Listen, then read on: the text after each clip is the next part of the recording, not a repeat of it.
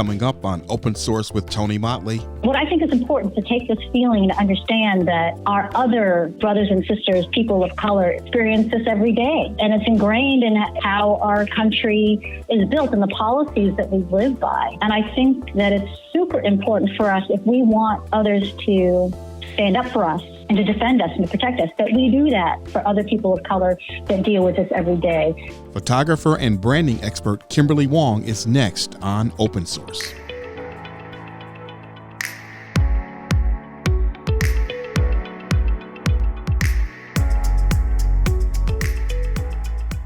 Kimberly Wang is a photographer, producer, and director with an extensive background in multimedia platforms. But at heart, she's a storyteller. Kimberly, welcome to Open Source. Thank you. I'm so fortunate to be here. Thank you for asking me to be along. I think you're a reluctant guest today. I think I twisted your arm and just shamed you into being here with me today. But we're all locked in, so you have no choice. Well, I'm happy to have this time with you. I'm not used to being interviewed like you. I am usually the one interviewing other folks, and that's how we know each other. Well, we don't want to age ourselves, our time. But we've known each other a long, long time, and that's another story for another time. But it's a good story. But I think the reason why, and I've said this before, the reason why I've asked you here, number one, you're extremely talented. You're doing some creative things, which really falls into the specialty of what this program is about, but also because you're a woman, and I know as a woman in media, there's particular challenges that you've faced and overcome. And so, I want to touch on all of those things as well. But I mean, first of all, you are a photographer now. I knew you as a television person, but you're a photographer now. Talk about what you're doing in photography and why you decided to change careers, so to speak. I am a photographer now. I started shooting when I was a kid, but what I do now is I use photography to help people solve their challenges, whatever they may be. So that could be a business that is having trouble attracting their ideal clients because their branding doesn't really match their stature and doesn't communicate who they are and what they do is special. So I'll come in and shoot a series of images or photo essays or portraits that really help to share with their audience who they are at the core and why what they do is necessary and important and life-changing for their clients. So that's a big part of my job, is really trying to help to communicate the story of my clients to the people they're trying to reach, because story is everything. That's been the way it's always kind of what draws people in, is what is your story? Who are you? Where are you from? What is your identity? And I think for me, helping people to kind of distill their story into something that can be shared through imagery and through words is really what I love to do. What's interesting about how I switched careers is that I started off first in advertising many moons ago. I lasted about a year. It really wasn't the field for me at the time. I was really drawn to telling stories, and I started in Boston at the local CBS affiliate with a great guy named Don Lowry, who was my first boss. But from then on, I worked quite a bit with PBS, with you, Tony, at PBS in Detroit, in New York, and then worked for pretty much every kind of media company or production company that you can think of, whether it was Martha Stewart or ABC, MTV, CBS, kind of Food Network, anyone you can think of, I created programming for. And I did love it because, again, it goes back to storytelling. I think that as an Asian kid, having been born in this country to immigrant parents, growing up in Kansas City, where there are very few people like me, I knew that people did not understand who I was. They took one look at me and they made assumptions about who I was based on how I looked. And I think something in me knew that if people just understood my story and my parents' story and didn't create a story for me, that they would understand me better and that my opportunities might be different if they understood that. And I looked around at other people that I knew that were, I think we used to use the word minority. I'm not sure if we use that word as much anymore, but who were back then minorities, who were misunderstood. People didn't understand who we are, what our experiences are, or what our dreams were based on how we looked or what they assumed about us. I knew the key was stories.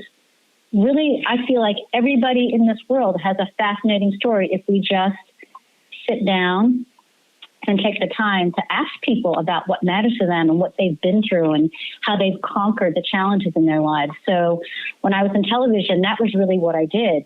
Even if whether I was working for ESPN and telling the story about a world famous athlete, or I was working for Martha Stewart, it always came down to what's the story here that matters, that people can connect to? What can they learn from this person's story that will influence their lives in a positive way? And I think that from television to now what I do, primarily photography, it's all about that, understanding people and what they have to share that can then change other people's lives. So, yes, as a photographer, my work ranges from working with corporations that need to communicate with certain communities or to kind of get their message out in a way that feels fresh and authentic, or it's sometimes shooting portraits for families. I had a client the other day who had a child that was about to graduate from high school and move on to college in a city very far away from them. And they looked around and thought, my goodness, we have thousands of images on our iPhones and not one image that we would be proud to put on our wall that really represents who this being is now, because she's not going to be the same being when she goes off to college. She's going to grow and change. And so I was able to create a series of beautiful images that told the story of this young person's life that they now have in a beautiful handmade album and in beautiful wall art that they can enjoy for generations. So that's what I mean by using photography to kind of solve people's problems. Whatever it is, we figure out how to use imagery and storytelling to kind of get to the heart of what they need in their lives. And so that's what I do. Well, that's a mouthful. And I think you touched on something there, and I didn't really want to go there now, but I will. As a person that's Chinese American, and the challenges that you faced, especially now that we've had this pandemic, you told me some things about your experiences in New York City recently, and I'm wondering, do you want to share some of those ideas with the audience today? Well, it's interesting because I grew up in Kansas City. I have, of course, lived in Detroit, and D.C. and Boston. And because of my job in television, I have traveled all around the world and to every state in this country.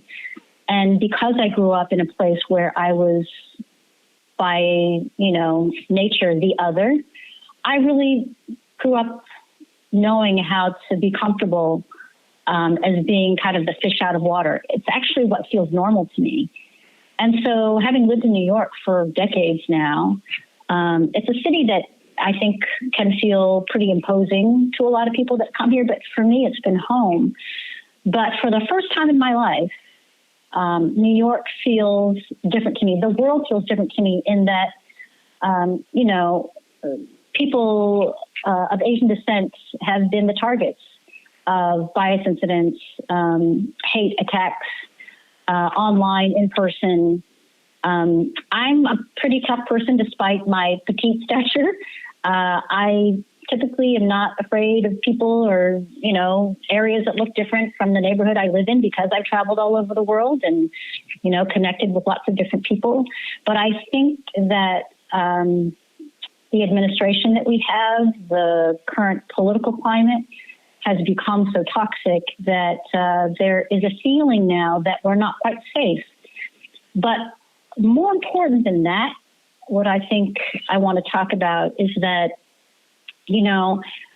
I think it's so important for people in the Asian community to take this feeling that we feel now, which is a feeling of threat and danger and kind of, as Asian Americans feeling that we don't don't know that I feel that I don't belong here, but I certainly know that people feel that I don't belong here.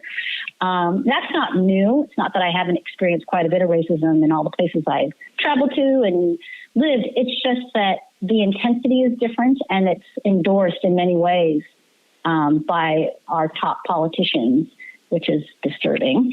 But what I think is important to take this feeling and understand that our other, brothers and sisters, people of color, experience this every day. And it's ingrained in how our country is built and the policies that we live by. And I think that it's super important for us, if we want others to stand up for us and to defend us and to protect us, that we do that for other people of color that deal with this every day.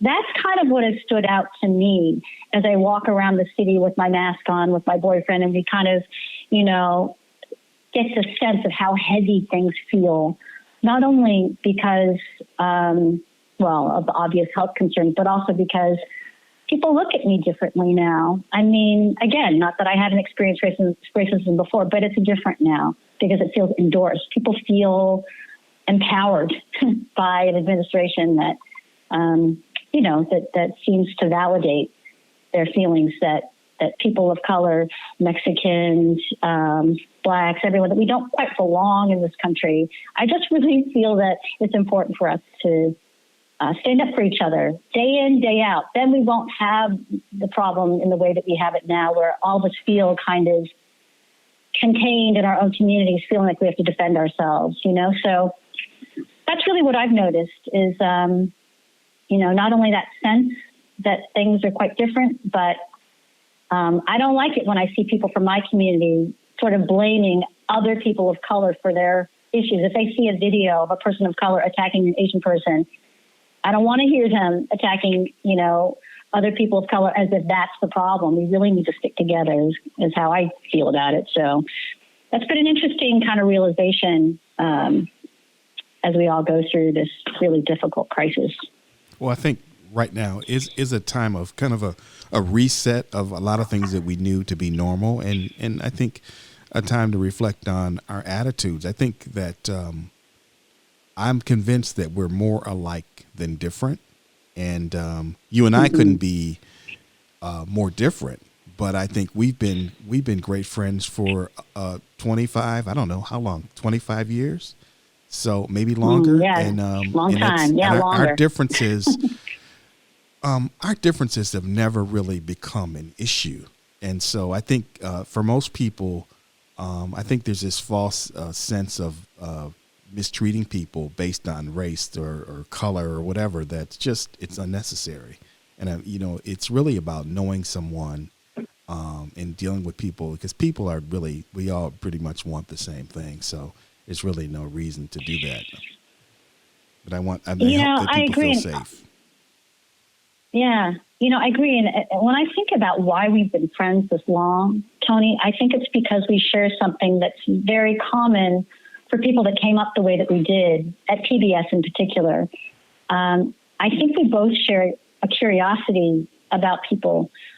I think that we both really want to understand what makes people tick. That's why you're such a great show host. It's why you're a great director, producer, filmmaker.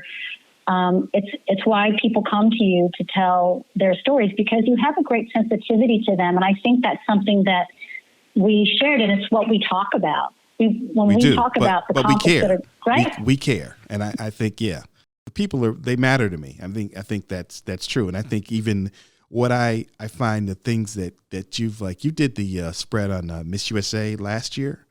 And the pictures were beautiful, and the stories that you told about the young women were amazing as well. And I think that's an added element that you do with your photo spreads a lot, where you have these stories about the subjects of these pictures. And I just think that I find you underestimate your ability as a writer, but I think that those things make the pictures more special. They're good to look at, but often the story behind the pictures and the situation that you may have found yourself in when you took them, it adds to those experiences. Well, thank you. I mean, I think that what was interesting about that was a project that I did for Endeavor Entertainment that produces the Miss USA pageant. And that's a subculture, a community that I really didn't know much about. And they brought me on to create a series of images of all 51, 52 contestants that participate. And they meant to use those images in the broadcast.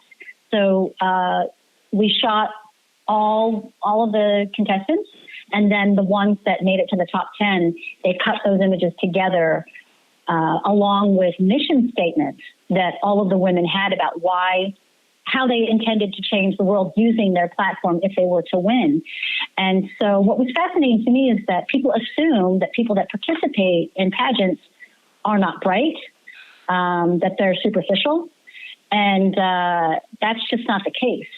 The women that I met, they all had a deeper purpose. And in fact, the woman that won, Chesley, she has 2 degrees. She is both an attorney and also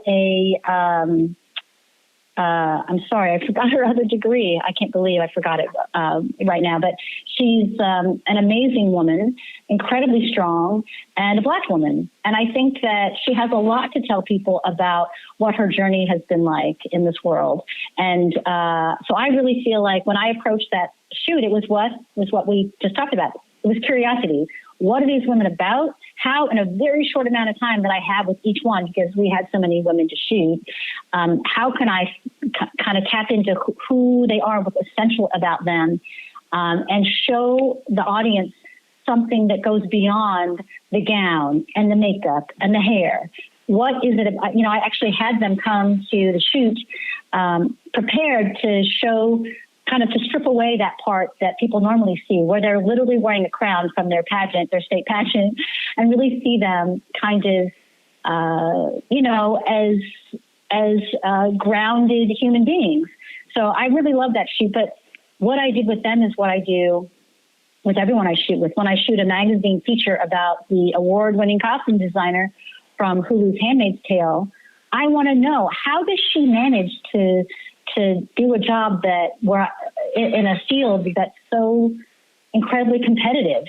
She's Anne Crabtree, the costume designer. She's half Okinawan. Her mother's from Okinawa, half Southern girl. She grew up in the South as a multicultural kid.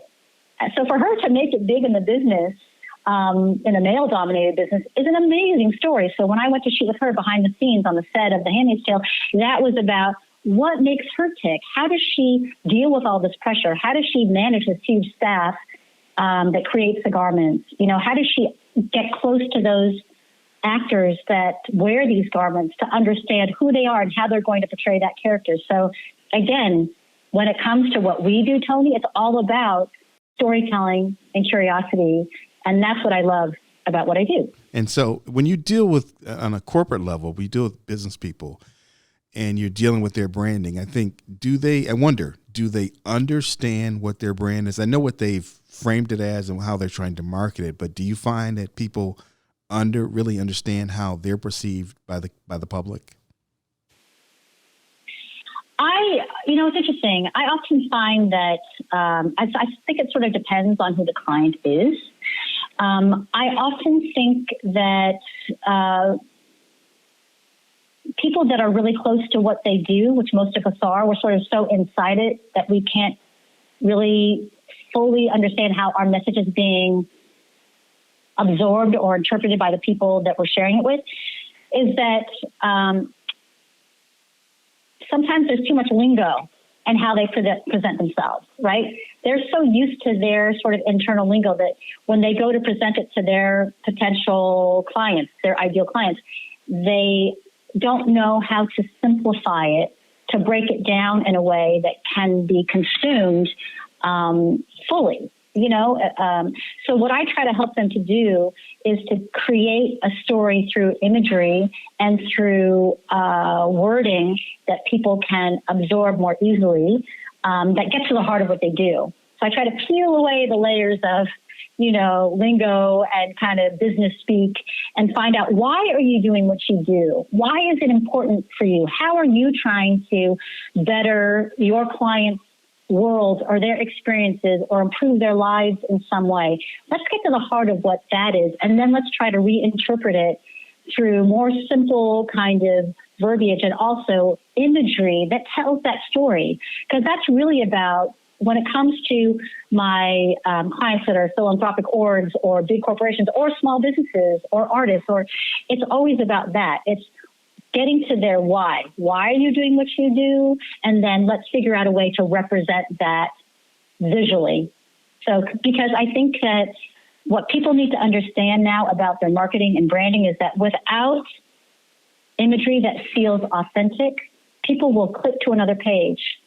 If you are kind of trying to present a false image where things look too perfect, or they're shot in a studio in a way that everything looks so controlled, it doesn't resonate with people anymore. People are really savvy. Consumers are super savvy. So they're looking for stories that they can relate to, that they can feel, that are aspirational, that they can sort of connect to on an aspirational level. And so we need to find ways to tell the stories in a way that will create an emotional connection with those people. When you do that, when people trust your story, then they trust you. So that's kind of what that's the path I try to take my clients through, is let's tell authentic stories that people can connect with and trust.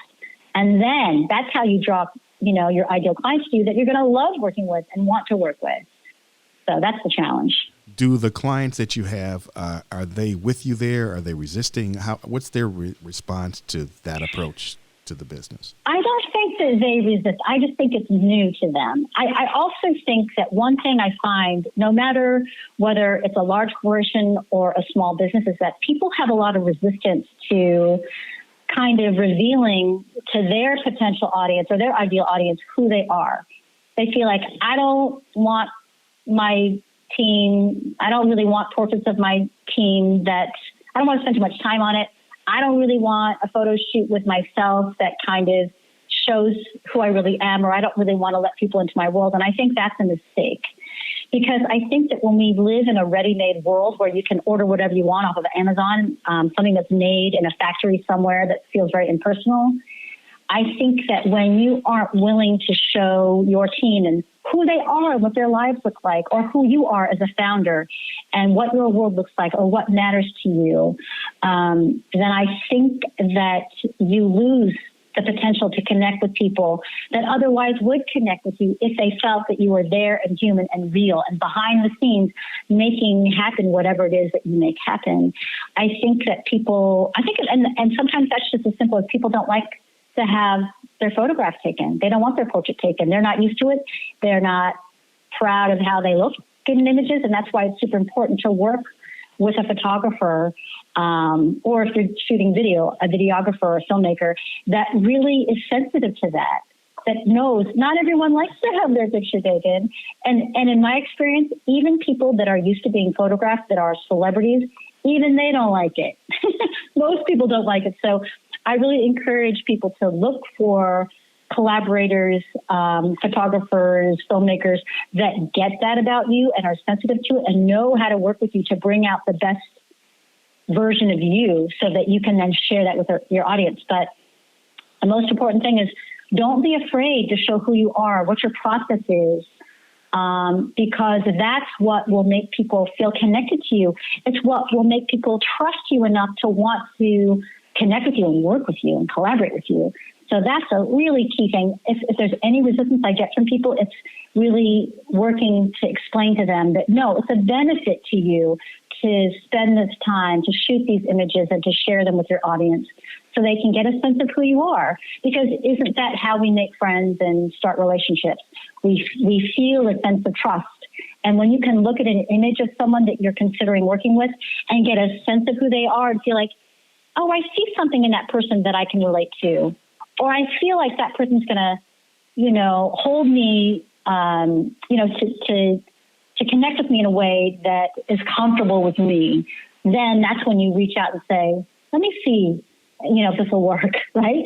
So that's why that's so important. I think, too, I agree. I think the relationships that you can develop with people are important. And I also think what you said earlier about using images that are authentic. I think if you research best practices for Instagram, for example, you're told right away, don't use stock images, use authentic images, because people, I think the public is smart, and I think they relate to what's real. So I think that's important. Keeping it real is important. It doesn't mean that you don't show your best self, but I think people just want to see it in a context that doesn't look fabricated, and that's totally important. Yeah, absolutely. So, you're doing some things right now, teaching a class. You're doing some branding from home, and I'm just wondering if you can share a little bit about what you're doing and why you're doing it. I am teaching a class for free on Zoom. It's a visual brand storytelling class.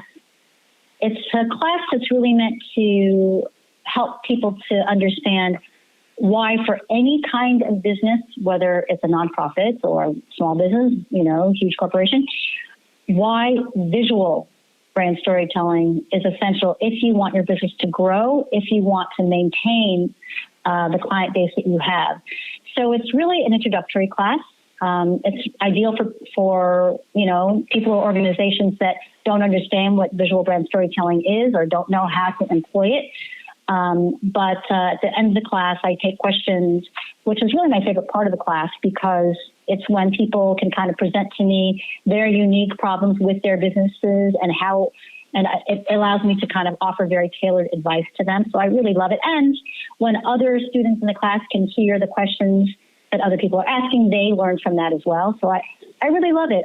I decided to teach the class because I'm surrounded by creatives and other people that are entrepreneurs and small business owners. And I think a lot of us have concerns. We don't know how deep of a recession we're going to go into.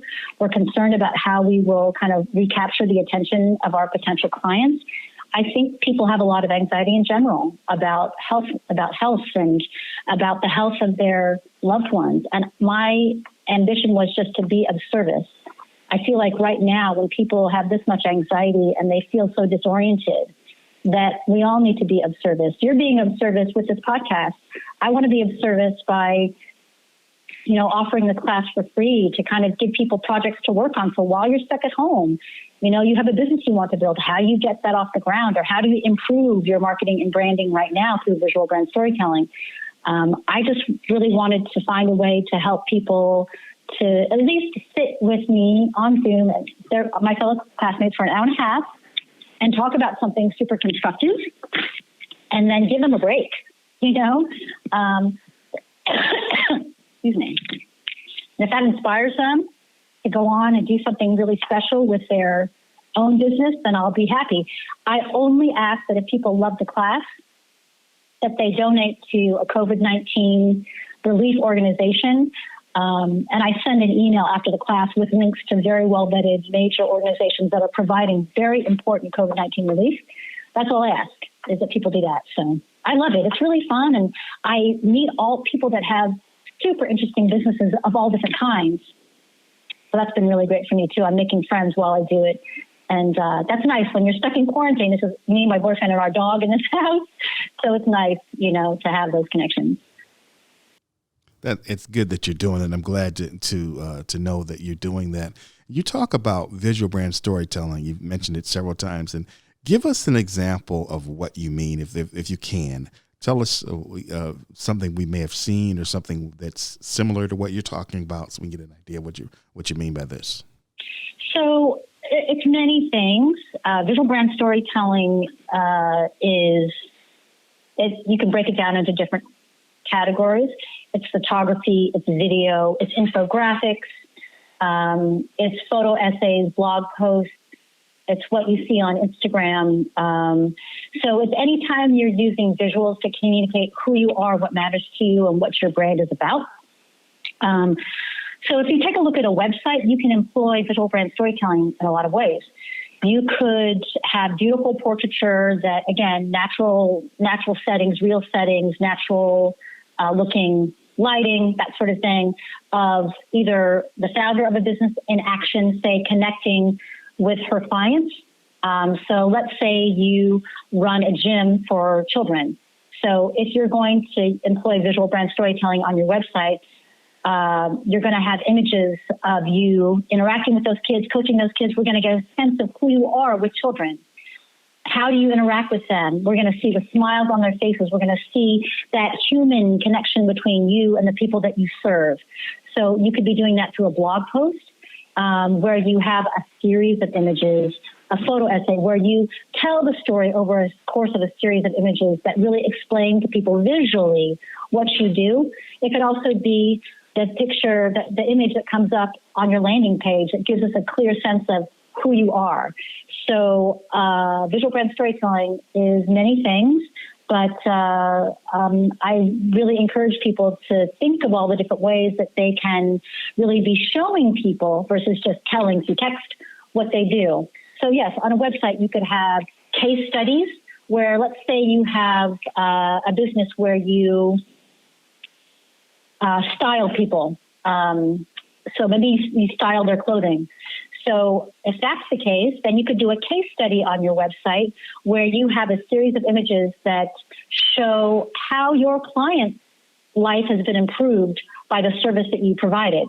So maybe you have, a young single mother who is, going to job interviews, but she never quite knew how to put herself together. So maybe you do a little photo essay where we get a sense of what her life looks like. You see her at home with her kids in her regular clothes and kind of take a look at her closet with her. And maybe we see you with her kind of going through her closet and all visual storytelling, right? And then we see her dressed in the garments that you've chosen for her that really kind of, show her in her best light when she shows up in an interview. So then you've basically told a visual story with a series of images where we get to see how that person's experience or life has transformed or changed. So there's lots of different ways to use either a series of images or just sometimes one powerful image. So when you look at Instagram feeds that do very well, that connect on a deep level with, millions of followers, they are dominated by beautiful imagery of people experiencing the world on their terms, so whatever that is, whether it's a fitness instructor, we get to see her, what she eats for breakfast. Maybe we'll see an image on that, of that on Instagram, of kind of a detail of what she makes for her breakfast to keep her energized. Or maybe it's a video where she's taking 30 seconds to teach her followers what she does that brightens her day, that gets her ready to teach her classes or whatever it may be. So we can use visual brand storytelling in lots of different forms, whether it's video or photography, to really kind of open up to your audience who you are, what matters to you, and what your world looks like. And then again, we're building trust because people get a sense of who you are and they can kind of relate to you. So that's basically what it is. Great. And I'm glad that you shared that. And so I guess I just really want to say, Kimberly, I really appreciate you being with me, taking a little time to share your stories with me. Tell people how they can see your work. Well, they can go to my website to learn more about me, which is eardog.com, EARDOG.com. That's probably the easiest way. And my Instagram is eardog photo, EARDOG photo, SOTO. Eardog photo is my handle on Instagram. And of course, you can find me on LinkedIn. My middle name is Marie, so often you'll find me Kimberly M for Marie, Wang, W-A-N-G. So you can find me on LinkedIn as well, pretty easily. So, but can I just say, Tony, I love your podcast. I love that you draw people out and get them to share aspects of themselves that they kind of haven't even thought about until you asked about it. So I really value what you're doing, and I feel so honored to be on your podcast. And I can't wait to hear who else you've talked to, and to even learn more about what you're doing. So, well, I appreciate thank you so that. much. I think it's a great experience, and I love listening to people's stories. So as you said, the story aspect of it is probably the most important to me, and I really find myself enjoying these conversations with people. Well, nobody does it like you, Tony. So I appreciate you're biased. I mean, but I appreciate that, and you're a great supporter, and I really do appreciate it. Thank you for spending a little bit of time with us. And this has been Open Source with Tony Mottley, and we'll see you next time. Thank you.